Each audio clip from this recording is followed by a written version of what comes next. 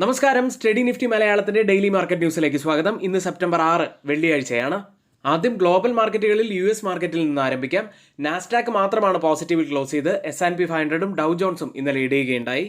ഇപ്പോൾ ട്രേഡ് ചെയ്യുന്ന future മാർക്കറ്റുകളും ഇടിവിലാണ്. European മാർക്കറ്റുകളിലേക്ക് വന്നാൽ വലിയ ഇടിവിൽ തന്നെയായിരുന്നു ഇന്നലെയും ക്ലോസ് ചെയ്യുന്നത്. തുടർച്ചയായ 4ാമത്തെ ദിവസമാണ് യൂറോപ്യൻ മാർക്കറ്റുകൾ ഇടിവിൽ ക്ലോസ് ചെയ്യുന്നത്. US-ലും യൂറോപ്പിലും ഇന്നലെ ഹെൽത്ത് കെയർ സെക്ടറാണ് വലിയ ഇടിവിലേക്ക് പോയത്. ഇനി ഇന്ത്യൻ മാർക്കറ്റിലേക്ക് വന്നാൽ ഇപ്പോൾ ഗിഫ്റ്റ് നിഫ്റ്റി സൂചിപ്പിക്കുന്നത് 90 മുതൽ 100 പോയിന്റ്സിന്റെ ഒരു ഗ്യാപ് ഡൗൺ ഓപ്പണിംഗിന് സാധ്യതയുണ്ട് എന്നാണ്. അത്തരത്തിലാണെങ്കിൽ ഇന്ന് ഏറ്റവും പ്രധാനപ്പെട്ട സപ്പോർട്ട് സോണായ 25,000 എന്ന സോണിൽ നിന്ന് തന്നെ ആയിരിക്കും ആരംഭിക്കുക. അവിടെ നിന്നും നിഫ്റ്റിക്ക് ഒരു ബൗൺസ് ബാക്ക് ലഭിക്കുമോ എന്ന് തന്നെയാണ് നമ്മൾ കാത്തിരിക്കുന്നത്. മറ്റു വാർത്തകളിലേക്ക് വന്നാൽ എമർജിംഗ് മാർക്കറ്റ് ഇൻഡെക്സിൽ ചൈനയെ ഇന്ത്യ മറികടന്നിരിക്കുന്നു. കൂടാതെ EV സെക്ടറിനെ സംബന്ധിച്ച് നെഗറ്റീവ് ആവാൻ സാധ്യതയുള്ള ഒരു വാർത്ത കൂടി ഇവിടെ പറയുന്നുണ്ട്. മാത്രമല്ല KEC international, Ashoka Buildcon, NLC India തുടങ്ങിയ കമ്പനികളുടെ വാർത്തകളും നമ്മളിവിടെ പറയുന്നുണ്ട്. അതുകൊണ്ട് വീഡിയോ പരമാവധി സപ്പോർട്ട് ചെയ്യാൻ ശ്രമിക്കുക. എല്ലാവരും വീഡിയോയ്ക്ക് ലൈക്ക് ചെയ്യുക. മാത്രമല്ല ചാനൽ ആരെങ്കിലും സബ്സ്ക്രൈബ് ചെയ്യാൻ മറന്നു പോയിട്ടുണ്ടെങ്കിൽ ദയവ് ചെയ്ത് ചാനൽ ഒന്ന് സബ്സ്ക്രൈബ് ചെയ്യുക. ഇന്ന് നമ്മൾ ശ്രദ്ധിക്കേണ്ട പ്രധാനപ്പെട്ട കുറച്ച് വാർത്തകളിലേക്കാണ്. ആദ്യം എമർജിംഗ് മാർക്കറ്റ് ഇൻഡെക്സിൽ ചൈനയെ ഇന്ത്യ മറികടന്നിരിക്കുന്നു എന്ന് വാർത്ത വരുന്നു. MSCI എമർജിംഗ് മാർക്കറ്റ് സൂചികയിൽ ഇപ്പോഴത്തെ ഇന്ത്യയുടെ വെയിറ്റേജ് 22.27%. എന്നാൽ ചൈനയുടെ വെയിറ്റേജ് ഇപ്പോൾ കുറഞ്ഞ് 21.58%. വിദേശ പോർട്ട്ഫോളിയോ നിക്ഷേപകർ $6.33 ബില്യൺ മൂല്യമുള്ള ഇന്ത്യൻ ഓഹരികൾ 2024 വാങ്ങി. രണ്ട് കാരണങ്ങൾ കൊണ്ടാണ് FIS ഇവിടെ ബൈയിങ് നടത്തിക്കൊണ്ടിരിക്കുന്നത്. ഒന്ന് മാർക്കറ്റിന്റെ സ്ഥിരത തന്നെയാണ്, മറ്റൊന്ന് പലിശ നിരക്ക് കുറയ്ക്കും എന്ന പ്രതീക്ഷകൾ കൂടിയുണ്ട്. ഇനി നിഫ്റ്റി 50യിലേക്ക് വന്നാൽ സൂചിക 2024 16% ഉയർന്നത്. ചൈന ഉൾപ്പെടെയുള്ള മറ്റു വിപണികളെ മറികടക്കുകയും ചെയ്തു. ഇനി ഇന്ത്യൻ മാർക്കറ്റിന്റെ ഭാവിയെക്കുറിച്ചും മോർഗൻ സ്റ്റാൻലി പറയുകയുണ്ടായി. എമർജിംഗ് മാർക്കറ്റായി ഇന്ത്യ ഇനിയും തുടരും. തുടർച്ചയായ സാമ്പത്തിക ഏകീകരണവും വിദേശ നിക്ഷേപവും കൂടുതൽ വളർച്ചയ്ക്ക് ആക്കം കൂട്ടും എന്ന് തന്നെയാണ് അവർ പ്രതീക്ഷിക്കുന്നത്. റാലി ഇപ്പോഴും പാതി വഴിയിൽ മാത്രമേ എത്തിയിട്ടുള്ളൂ എന്ന് തന്നെയാണ് അവർ പ്രതീക്ഷിക്കുന്നത്. അതായത് ഇനിയും ഒരുപാട് ദൂരം ഈ ബുൾ മാർക്കറ്റ് സഞ്ചരിക്കും എന്ന് തന്നെയാണ് മോർഗൻ സ്റ്റാൻലി പറയുന്നത്. അടുത്തതായി ഇന്നലെ റിലയൻസ് ഇൻഡസ്ട്രീസിന്റെ ബോർഡ് മീറ്റിംഗ് കഴിഞ്ഞിരുന്നു. റിലയൻസ് ഇൻഡസ്ട്രീസ് 7 വർഷത്തിനിടയിലെ ആദ്യത്തെ 1:1 എന്ന ബോണസ് ഷെയർ ഇഷ്യൂവിന് അംഗീകാരം നൽകി. ബോണസ് ഇഷ്യൂവിന്റെ റെക്കോർഡ് തീയതി പിന്നീടാണ് പ്രഖ്യാപിക്കുക. 6 ബോണസ് ഇഷ്യൂ ആണ് ഇതിനോടകം റിലയൻസ് ഇൻഡസ്ട്രീസ് നടത്തിയിരിക്കുന്നത്. ആദ്യത്തേത് 1980-81 വർഷത്തിലായിരുന്നു. അവസാനം ബോണസ് ഇഷ്യൂ ചെയ്തത് 2017-18 സാമ്പത്തിക വർഷത്തിലും. മറ്റൊരു മുഖ്യമായ വാർത്ത ഇന്ന് രാവിലെ നമുക്ക് പറയാനുള്ളത്, ഇനി EV സബ്സിഡികളില്ല എന്നുള്ള വാർത്ത വരുന്നു. വൈദ്യുതി വാഹന നിർമ്മാതാക്കൾക്ക് ഇനി സബ്സിഡി ആവശ്യമില്ലെന്ന് കേന്ദ്രമന്ത്രി നിതിൻ ഗഡ്കരി പ്രസ്താവിച്ചു. ഉപഭോക്താക്കൾ ഇപ്പോൾ സബ്സിഡി ആവശ്യമില്ലാതെ സ്വന്തമായി EV അല്ലെങ്കിൽ CNG വാഹനങ്ങൾ തിരഞ്ഞെടുക്കുന്നു. ഡിമാൻഡിലെ വർധനവ് നിർമ്മാണ ചെലവ് കുറച്ചിരിക്കുന്നു. കൂടുതൽ സർക്കാർ പിന്തുണയുടെ ആവശ്യം ഇനിയില്ല എന്നും അദ്ദേഹം പറയുകയുണ്ടായി. ഏതായാലും EV സെഗ്മെന്റിൽ ഇത് ഒരു നെഗറ്റീവായിട്ടുള്ള ഇമ്പാക്ട് ഉണ്ടാക്കാനുള്ള സാധ്യതയുണ്ട്. എത്തരത്തിലായിരിക്കും മാർക്കറ്റ് അതിനോട് റിയാക്ട് ചെയ്യുക എന്ന് നമുക്ക് കാത്തിരുന്ന് തന്നെ കാണാം. അടുത്തതായി ഇന്നത്തെ പ്രധാനപ്പെട്ട കുറച്ച് സ്റ്റോക്ക് ന്യൂസുകളിലേക്കാണ്. ആദ്യം റിയൽ എസ്റ്റേറ്റ് കമ്പനിയായ പ്രസ്റ്റീജ് എസ്റ്റേറ്റ്സ് ഒരു ഓഹരിക്ക് 1674 രൂപ ഇഷ്യൂ വിലയിൽ ക്വാളിഫൈഡ് ഇൻസ്റ്റിറ്റ്യൂഷണൽ പ്ലേസ്മെന്റ് വഴി 5000 കോടി രൂപ സമാഹരിച്ചതായി കമ്പനി അറിയിച്ചു. അടുത്ത ഒരു കമ്പനി ആപ്റ്റസ് വാല്യൂ ഹൗസിംഗ് ആണ്. പ്രൈവറ്റ് പ്ലേസ്മെന്റ് വഴി 100 കോടി രൂപ വീതം 1 ലക്ഷം രൂപ വീതമുള്ള 10,000 നോൺ കൺവേർട്ടബിൾ ഡിബഞ്ചറുകൾ അനുവദിക്കുന്നതിന് ബോർഡ് അംഗീകാരം നൽകി. അടുത്തതായി KEC ഇന്റർനാഷണൽ ആണ്. സൗദി അറേബ്യയിൽ 380 kV ട്രാൻസ്മിഷൻ ലൈനുകളുടെ രൂപകൽപ്പന, വിതരണം, സ്ഥാപിക്കൽ എന്നിവയ്ക്കായി 1423 കോടി രൂപയുടെ പുതിയ ഓർഡറുകൾ RPG ഗ്രൂപ്പ് കമ്പനി നേടിയിട്ടുണ്ട്. RPG ഗ്രൂപ്പിന് കീഴിലുള്ള കമ്പനിയാണ് KEC ഇന്റർനാഷണൽ. അടുത്തതായി അശോക ബിൽഡ്കോൺ ആണ്. കമ്പനിയുടെ ഉപസ്ഥാപനമായ വിവ ഹൈവേസ് പൂനെയിലെ പാതയിലുള്ള ഭൂമി 453 കോടി രൂപയ്ക്ക് വിറ്റു. NLC ഇന്ത്യയാണ് മറ്റൊരു കമ്പനി.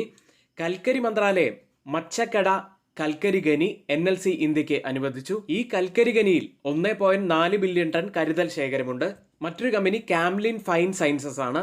ഇക്വിറ്റി ഷെയറുകളുടെ റൈറ്റ് ഇഷ്യൂ വഴി ഫണ്ട് സമാഹരിക്കുന്നത് പരിഗണിക്കാൻ ബോർഡ് സെപ്റ്റംബർ 10 യോഗം ചേരും. മാർക്കറ്റുമായി ബന്ധപ്പെട്ട് ധാരാളത്തിൽ ഇത്തരത്തിലുള്ള ടേംസ് നമ്മൾ പഠിക്കേണ്ടതുണ്ട്. റൈറ്റ് ഇഷ്യൂ എന്താണ്, ബൈബാക്ക് എന്താണ്, അതുപോലെ ബോണസ് ഇഷ്യൂ എന്താണ്, ഇത്തരത്തിലുള്ള ധാരാളം ടേംസുകൾ നമ്മൾ ദിവസവും കേൾക്കുന്നുണ്ട്. അപ്പോൾ ഇത് മാർക്കറ്റിനെ പോസിറ്റീവായിട്ടാണോ അതോ നെഗറ്റീവായിട്ടാണോ ബാധിക്കുക എന്നൊക്കെയുള്ള കാര്യങ്ങൾ നമ്മൾ കൂടുതലായിട്ട് അറിയേണ്ടതുണ്ട്. അത്തരത്തിൽ നിങ്ങൾക്ക് ഒരുപാട് കാര്യങ്ങൾ പഠിക്കണമെന്നുണ്ടെങ്കിൽ തൊട്ട് മുകളിൽ നമ്മളിവിടെ ഒരു വാട്സപ്പ് നമ്പർ നൽകിയിട്ടുണ്ട്. ആ നമ്പറിൽ മെസ്സേജ് അയച്ചതിന് ശേഷം നിങ്ങൾക്ക് ഞങ്ങളുടെ എഡ്യൂക്കേഷണൽ പ്രോഗ്രാമിൽ ജോയിൻ ചെയ്യാവുന്നതാണ്. ഒത്തിരിയേറെ കാര്യങ്ങൾ നിങ്ങൾക്ക് അവിടെ നിന്നും പഠിക്കാവുന്നതുമാണ്. ഇന്ന് F&O സെഗ്മെന്റിൽ ബാനായ സ്റ്റോക്കുകൾ Bandhan bank, Biocon, Chambal fertiliser, Aditya Birla fashion and retail, Balrampur Chini mills, Hindustan copper, RBL bank തുടങ്ങിയവയാണ്. ഇനി നമ്മുടെ ഏറ്റവും ഹൈലൈറ്റ് ആയ സെഷനായ ലൈവ് സെഷൻ സ്റ്റാർട്ട് ചെയ്യുന്നത് രാവിലെ 11:30 കൂടിയാണ്. 3:30 വരെ ലൈവ് ഉണ്ടായിരിക്കും. ഇനി സ്റ്റുഡൻസിന് ഒരുപക്ഷെ നമ്മുടെ ലൈവ് സെഷൻ കാണാൻ സാധിക്കുന്നില്ല എങ്കിൽ വിഷമിക്കേണ്ട കാര്യമില്ല. തൊട്ട് മുകളിൽ നമ്മൾ ഇവിടെ കൊടുത്ത വാട്സ്ആപ്പ് നമ്പറിൽ ഞങ്ങൾക്ക് മെസ്സേജ് അയച്ച് ഞങ്ങളുടെ എഡ്യൂക്കേഷൻ ടെലഗ്രാം ചാനലിൽ ജോയിൻ ചെയ്യാവുന്നതാണ്. ഇന്നലെ മാർക്കറ്റിൽ സംഭവിച്ച ഏറ്റവും പ്രധാനപ്പെട്ട കുറച്ച് കാര്യങ്ങളിലേക്ക്. ഇന്നലെ നിഫ്റ്റി 54 പോയിന്റ്സും സെൻസെക്സ് 151 പോയിന്റ്സും ഇടിഞ്ഞു. മിഡ് ക്യാപ്പ് ആണ് ഇന്നലെ നേട്ടമുണ്ടാക്കിയത്. 225 പോയിന്റ്സ് ഉയർന്നു. നിഫ്റ്റി ബാങ്ക് 73 പോയിന്റ്സും ഉയർന്നു. സ്റ്റോക്കുകളിലേക്ക് വന്നാൽ ഹീറോ മോട്ടോകോർപ്പ് തുടർച്ചയായ 6ാമത്തെ ദിവസവും നേട്ടം തുടർന്നു. 1% ഉയർന്നത്. ടൈറ്റൻ 3% നേട്ടമുണ്ടാക്കി. JP മോർഗൻ ടാർഗറ്റ് പ്രൈസ് ഉയർത്തിയതിനു ശേഷം സൊമാറ്റോ ഉയർന്നു. 5% ഉയർന്നത്. സുസ്ലോൺ എനർജി 3%വും ഈസ് മൈ ട്രിപ്പ് 10% ഉയർന്നു. നിഫ്റ്റിയിലേക്ക് ഒരു ഗ്യാപ്പ് അപ്പിൽ ആരംഭിച്ച് പിന്നീട് ഒരു പ്രോഫിറ്റ് ബുക്കിങ്ങിലേക്ക് പോകുന്ന കാഴ്ചയാണ് കണ്ടത്. 25,141 54 പോയിന്റ്സ് ആണ് നിഫ്റ്റി ഇന്നലെ ഇടിഞ്ഞത്. ഡൗൺ സൈഡിൽ ഏറ്റവും ക്രൂഷ്യൽ ആയിട്ടുള്ള ഒരു സപ്പോർട്ട് എന്ന് പറയുന്നത് 25,000-ലാണ്. അപ്സൈഡിൽ 25,300 പ്രധാനപ്പെട്ട ഒരു റെസിസ്റ്റൻസ് ആവാനും സാധ്യതയുണ്ട്. ഓപ്പൺ ഇൻട്രസ്റ്റ് ഡാറ്റ പ്രകാരം ഒരു റെസിസ്റ്റൻസ് ആവാൻ സാധ്യതയുള്ളത് 25,200-ഉം സപ്പോർട്ട് ആവാൻ സാധ്യതയുള്ളത് 25,000-ഉമാണ്. ഇന്നലത്തെ ഡെയിലി ക്യാൻഡിൽ ചെറിയ അപ്പർ ലോവർ വിക്കോട് കൂടിയ ഒരു ബീറിഷ് കാൻഡിൽ തന്നെയാണ് ഇന്നലെ ഫോം ആയിരിക്കുന്നത്. അതൊരു ബീറിഷ്നെസിന്റെ സൂചന തന്നെയാണ് നൽകുന്നത്. കൂടാതെ ഹവർലി ചാർട്ടിൽ നിഫ്റ്റിയുടെ അപ്വേർഡ് സ്ലോപ്പിംഗ് ട്രെൻഡ് ലൈനിൽ നിന്നും നിഫ്റ്റി താഴേക്ക് വന്ന കാര്യം നമ്മൾ ഇന്നലെ പറഞ്ഞിരുന്നു. ബാങ്ക് നിഫ്റ്റിയിലേക്ക് 51,473-ൽ 72 പോയിന്റ്സ് ഉയർന്നാണ് ബാങ്ക് നിഫ്റ്റി ഇന്നലെ ക്ലോസ് ചെയ്യുന്നത്. ബാങ്ക് നിഫ്റ്റിയെ സംബന്ധിച്ച് വളരെ ക്രൂഷ്യൽ ആയിട്ടുള്ള ഒരു റെസിസ്റ്റൻസ് ഏരിയയിലേക്കാണ് ഇപ്പോൾ ബാങ്ക് നിഫ്റ്റി മൂവ് ചെയ്തുകൊണ്ടിരിക്കുന്നത്. 52,000-ആണ് പ്രധാനപ്പെട്ട ഒരു റെസിസ്റ്റൻസ് ആവാൻ സാധ്യതയുള്ളത്. അതായത് 51,900 മുതൽ 52,000 വരെയുള്ളത് പ്രധാനപ്പെട്ട റെസിസ്റ്റൻസ് ഏരിയ തന്നെയാണ്. ഡൗൺ സൈഡിലേക്ക് വന്നാൽ 51,000 പ്രധാനപ്പെട്ട ഒരു സപ്പോർട്ട് ആവാനും സാധ്യതയുണ്ട്. ഓപ്പൺ ഇൻട്രസ്റ്റ് ഡാറ്റ പ്രകാരം ഒരു റെസിസ്റ്റൻസ് ആവാൻ സാധ്യതയുള്ളത് 51,500-ഉം സപ്പോർട്ട് ആവാൻ സാധ്യതയുള്ളത് 51,000-ഉമാണ്. ഇന്ത്യ വിക്സിലേക്ക് ഇന്ത്യ വിക്സ് ഇന്നലെ ഇടിയുകയാണ് ഉണ്ടായത്. 14.21-ൽ 1.18% ഇന്ത്യ വിക്സ് ഇടിഞ്ഞത്. ഗ്ലോബൽ മാർക്കറ്റ് സെഗ്മെന്റിൽ ഇനി FIDA ആക്ടിവിറ്റിയാണ്. തുടർച്ചയായ 5 ദിവസത്തെ ബൈയിങ്ങിന് ശേഷം ക്യാഷ് മാർക്കറ്റിൽ FIA സെല്ല് ചെയ്തിരിക്കുന്നു.